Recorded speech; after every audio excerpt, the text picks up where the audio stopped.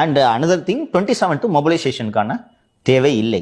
ஆனால் இவர்கள் அஞ்சுவது குறிப்பாக சின்னவர் மனது வருத்தப்படுவார். விஜய்க்கு இவ்வளோ கூட்டம் கூட்டிகிட்டு இருக்கு, நம்ம கவர்மெண்ட் நடக்குது, அவ்வளோ கூட்டத்தை கூட விட்டுட்டு வேடிக்கை பார்க்கறதுக்காக உன்னை நான் வந்து திருச்சியில் ரேஞ்ச் டிஏஜாக வச்சுருக்கேன் ராஸ்கல் என்று சின்னவர் கோபப்பட்டு விடுவாரே என்று அல்வா அதிகாரி எப்படியாவது இந்த மாநாடை உழப்பி விடணும். புரியுதா? தடுக்க முடியாது, கோர்ட்டுக்கு போனாங்கன்னா கிடைச்சிடும். ஸோ பர்மிஷனே கொடுக்காதே என்று உழப்பி விடுற வேலையை இப்போ செஞ்சுக்கிட்டு இருக்காங்க. 15 நாளைக்கு முன்னாடி 10 நாளைக்கு முன்னாடி கொடுக்கணும். இப்போ 20ஆம் தேதி வச்சுக்கோங்கன்னு சொல்றாங்க. இப்பத்துல இருந்தே அவங்க அதுக்கான ப்ரிப்பரேஷன்ல ஆரம்பிச்சிட்டாங்க. 20ஆம் தேதி வச்சுக்கோங்கன்றது டேட்டை சொல்லுங்க.